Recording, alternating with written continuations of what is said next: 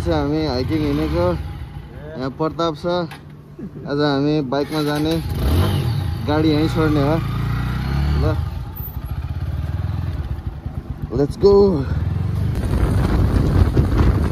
Comfortable हो bag अगाडि राखेर पुरै फ्री भयो नि तेरो यो पछाडि राख्यो भने के भने पछाडि नै राख्नु तल चाहिँ कस्तो भइरहेछ मलाई त ठिकै भइरहेछ कति टाइम बाइक छ बाइक 1 घन्टा देखाएर 1 घन्टा ए आधी बाटो नि पुग्यो आधी बाटो नि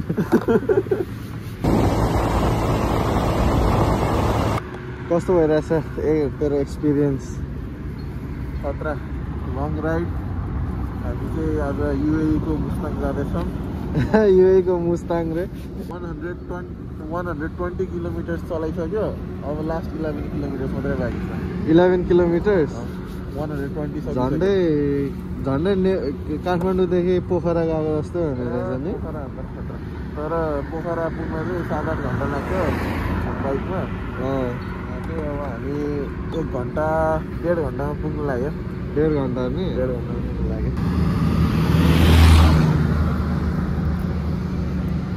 फगी अनि धुलो भएर स्पिड ब्रेकरै नदेखेर झन्डै नजिक आइसी देख्दिनँ भने स्पिड ब्रेकर त्यही भने हुइँ उडाइदिएर भने एकछिन त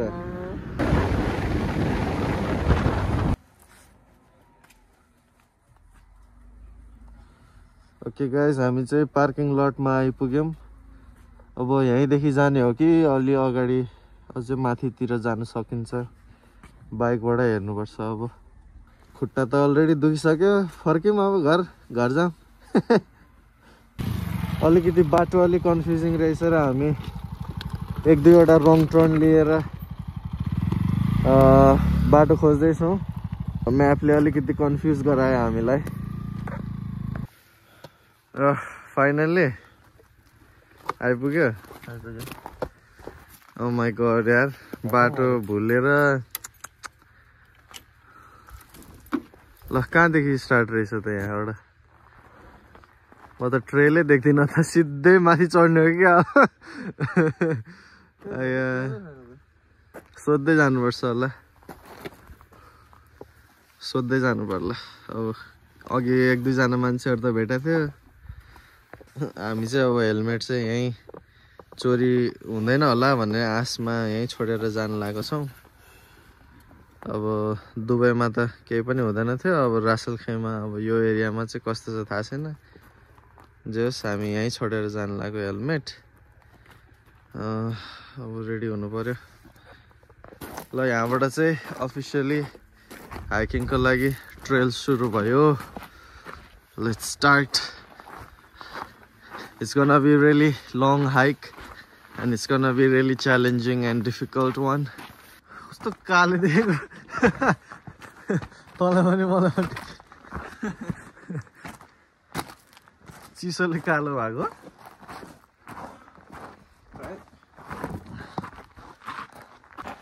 गाइस यो ट्रायल चाहिँ सुरुदेखि नै अलिकति भयङ्कर रहेछ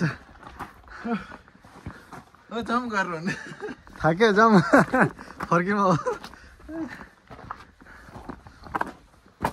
अलिकति नेभिगेट गर्न पनि गाह्रो रहेछ हल्का अनि बाटो पनि फिसफिसे क्या अब हेर्नु अब अनि नेभिगेट गर्ने गाह्रो क्या कहाँ मुनि छ हामी है अब अगाडिबाट कता हो हेर्न गाह्रो क्या बाटो पनि त्यस्तो क्लियर नभएको साइनहरू पनि केही छैन तर सुनसान यार उता मासतिर चाहिँ हल्का सनराइजहरू रहेछ खतरा देखिरहेको छ यहाँबाट चाहिँ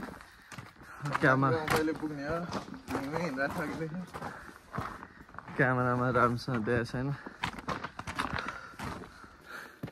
ल सुरु भयो जस्तो छ अब चाहिँ पुरै स्टेयरवे टु हेभेनको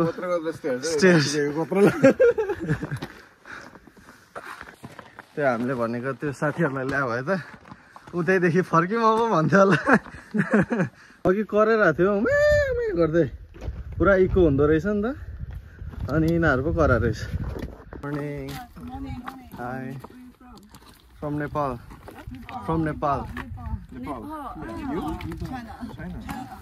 We're neighbors.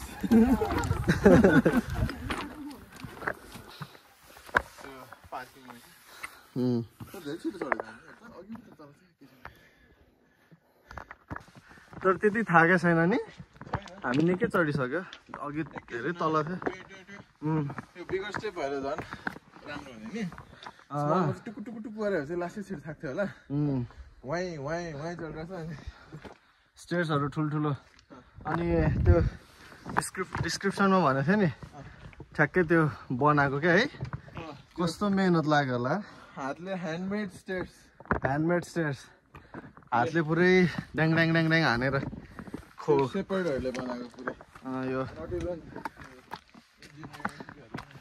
इन्जिनियरहरूले नबनाएको क्या है यो सबै यो भेडा बाख्रा पाल्नेहरूले बाटो खनेको आफै भनेर लेखेको थियो लेख्ने बेला चाहिँ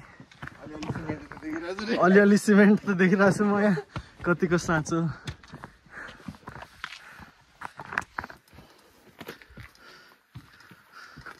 कस्तो साँच्चै स्टिप नि पुरै माथि क्या सिधै माथि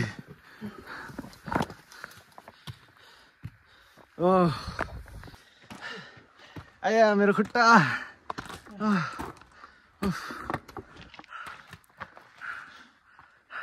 पुग्यो यही हो फर्क्यौँ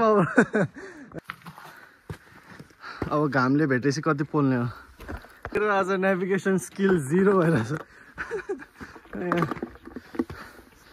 गाइस अलिक पुरानो भएको जुत्ता लाएर आउनुपर्छ क्या यस्तोमा चाहिँ यस्तो खत्तम हुन्छ नत्र नयाँ जुत्ता त जस च्यातिनु चाहिँ नच्यातियो हिँड्दै तर अलि बलियो पुरानो जुत्ता लाग्यो ठिक कति भयो हामी हिँड्न थालेको 40 मिनट्स सुरुमा क्या थाक्यो जस्तो भएको थियो अब चाहिँ अलिकति जोनमा आयो बडी हल्का जोनमा आएपछि चाहिँ फेरि सजिलो हुँदै जान्छ सुरुमा चाहिँ सक हुन्छ नि ओ कस्तो गाह्रो सट्ट जिउले अनि फेरि जिउ तातिँदै गएपछि जोनमा आएपछि फेरि टुई हिँडिन्छ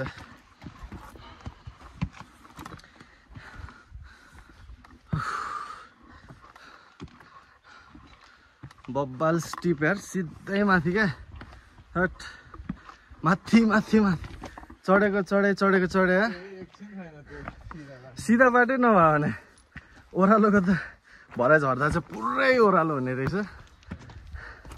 अहिले चढ्दा चाहिँ पुरै सिधै उकालो भने हट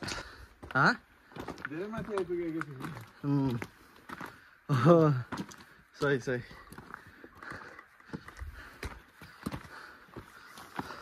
ल अलिकति भयो नि सम्म बाटो आयो तर कस्तो भिड हो ल के हो यस्तो बाटो 0.6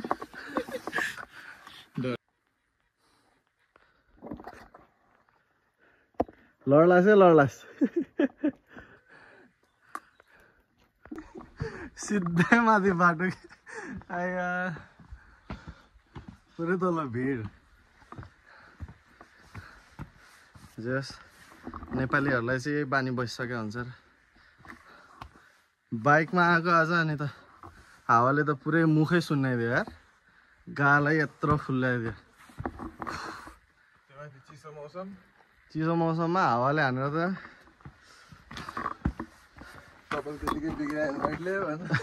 हेलमेटले कपाल त्यस्तै बनाइदिएछ ओ माई गॉड यो चाहिँ के फोटो खिच्ने स्पट मेडिटेसन जा गएर मेडिटेट गर्छ बिस्तारै जा आनन्दले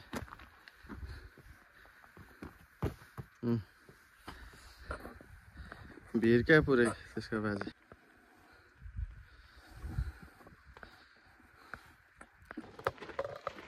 हल्का फोटोसोटो खिचियो इन्स्टाग्राम र टिकटकको लागि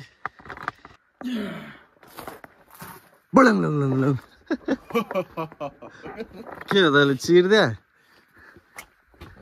बोलिङहरू त एकैछिन ल यहाँबाट बिचबाट छिर्यो गाइस पानी चाहिँ टन्नो लिएर आउने यस्तो हाइकिङहरू आबेला पर पर्सन 2 लिटर सक्यो भने नत्र भए मिनिमम 1.5 को त्यो बोतल पर पर्सन है चाहिँ लिएर आउनुपर्छ। यस्तोतिर पाउँदैन, केही छैन, परसम्म चरो मुसो केही छैन। त्यसैले मोस्ट रिकमेन्डेड चाहिँ पानी। स्न्याक्सहरूमा चाहिँ चाउचाउ बोकेर आउने होइन है मेरो नेपाली साथीहरू, चाउचाउ बोकेर आउने होइन यस्तो हाइकिङको बेला। कविता नेपालीले त एभरेस्टमा त चाउचाउ खाएर थियो भन्दै। अनि मेरो साथीहरू पावर ब्याङ्क पनि नबिर्सी बोकेर हिँड्नु होला यस्तो ठाउँमा। तर यहाँको मान्छेहरू राम्रो नि, यहाँको लोकलहरू पनि राम्रो क्या। अघि गाडीमा पनि हातले सलाम सलाम भन्दै हिँडिरहेको थियो। अघि बाटोमा पनि मान्छेहरू राम्रोसँग बोल्ने, हाँस्ने, ठट्टा गर्ने रमाइलो मान्छेहरू छ यहाँको। ल साथी हो, आज चाहिँ हामीले बास बस्ने ठाउँ भेट्यौँ। आज हामी यहीँ बस्नेछौँ अनि भोलिदेखि फेरि कन्टिन्यू माथि चढौँला। हाम्रो आजको व्यवस्था चाहिँ यस्तो छ। प्रतापलाई एउटा, मलाई एउटा खाटको नि व्यवस्था रहेछ। ल आजको हाम्रो बास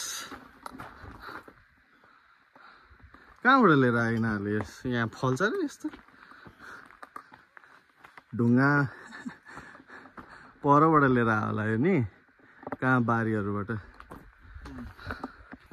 त्यत्रो मेहनतले माथि चढ्यो, फेरि मुनि झार्यो, अब पछि फेरि माथि लान्छ होला।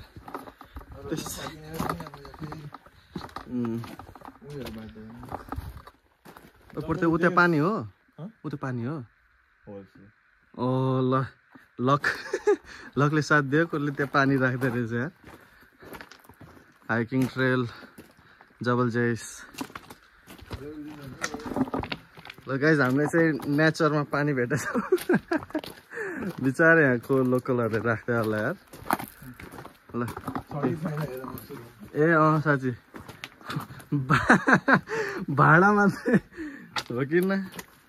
हेर त छ गडे गरेन सकिँदै। मलाई लागिरहेको थियो काम बिगार्छ।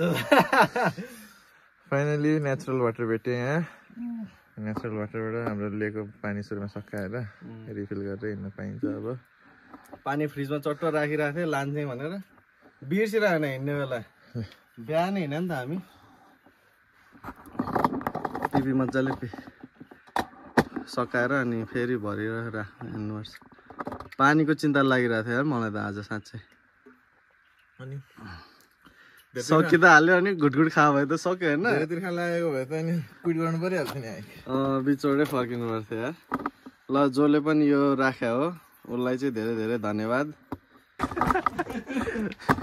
प्रतापले त्यो नेपालीहरूलाई लिएर बोक्न लाग्यो होला भन्छ। ल यहाँ समाउने ठाउँ रहेछ। सिधै फेरि आमा सिधै के हो यस्तो? अघि फेरि ओह्रालो झरो, फेरि सिधै माथि चढायो भने यो के होइन। यो हिँड्ने बानी कहाँ त्यत्रो ट्रेनिङ गर्छ हामी। यो सिधै माथि क्या, कस्तो स्ट्रेट क्या। उफ होइन त्यो के हो, त्यो के चक्की पिस्ने जस्तो छ त। त्यो चामल पिस्ने जस्तो रहेछ। खतरा है। यहाँ आएर चाहिँ कसले चामल पिस्छ? यहाँ चामल पनि उम्रिनु पऱ्यो नि यस्तो ढुङ्गा केही पनि नउम्रिने ठाउँमा यहाँ पुरा पिस्ने रहेछ क्या। यत्रो बोकेर आउनु उकालो पिस्नको लागि। पछाडि ताने जस्तो लाग्छ त मलाई त। पल्टेला जस्तो लाग्ने क्या। उफ ठाडो उकालो भएर। Oh my god, this is too much. ओ थाक्यो। सुन्दरी जलको बाटोहरू जस्तो क्या। अब क्या यो अब ठुल्ठुलो त्योहरूले त खाने होइन। माथि सुन हातले छुइने नि। हो छु कि Hi. Was your friend downstairs? Yeah, he's crossing me. He's pretty fast.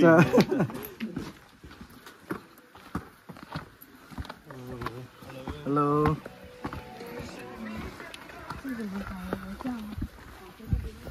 छुट्टै ग्रुप रहेछ नि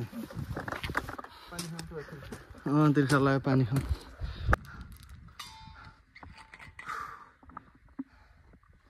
हावा फेरि चिसो चिसो चलेको नि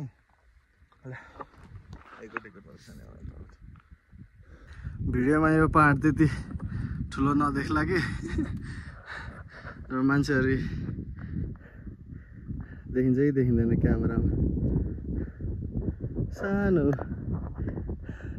जति जुम गरे पनि नदिने अब समाउँदै हिँड्नु अब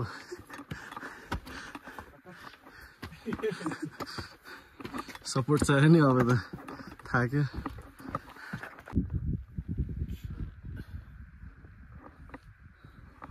अब त यो पहाडकै लेभलमा आइपुग्यो नि oh nice nice nice nice nice ल केटा यहाँबाट चाहिँ लडी झर्नु भएन नत्र भ्यू चाहिँ खतरा छ अहिलेसम्म छायामा हिँडिरहेको थियौँ पुरै अलिअलि भयो नि ठिकै थियो अब घामले भेट्छ यहाँदेखि त पुरै घाम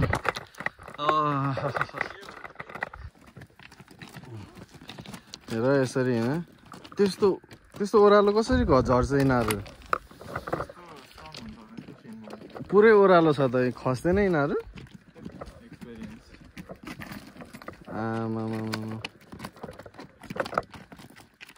खतरा सलाम गाइस हामी चाहिँ हिँडेकै छौँ एक घन्टा चाहिँ हामी चुपचाप नबोली हिँड्यौँ धेरै थाकेर एनर्जी प्रिजर्भ गर्नको लागि अनि फेरि अर्को रेस्ट पोइन्टमा आइपुगेको छौँ भ्यू चाहिँ दामी तर खतरा थाक्यो सो गाइस हामीले चाहिँ दुईजना एउटा कपल भेटेको थियौँ उनीहरूले चाहिँ 3 बोतल पानी दियो हामीलाई त्यो माथि कहीँ छ पानी किन्ने ठाउँ भनेर सोधेको थियो हामीले हामीसँग एक्स्ट्रा पानी छ भनेर दियो पानी अनि अलिअलि स्न्याक्सहरू अनि अहिले चाहिँ हामी 1100 मिटर माथि रहेछौँ गाह्रो हुँदैछ यार स्केटिङ टफ लोवर ब्याक दुख्न थालिसक्यो खुट्टा पुरै दुख्न थालिसक्यो युएईको सबभन्दा गाह्रो हाइक ओहो Babbal Hi donkey, how are you? 2 donkeys looking at each other.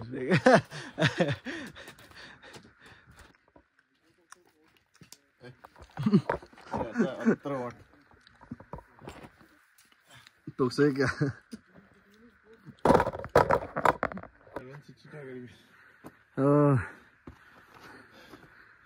पुग्यो पिक यो पिक योभन्दा माथि त कहाँ जानु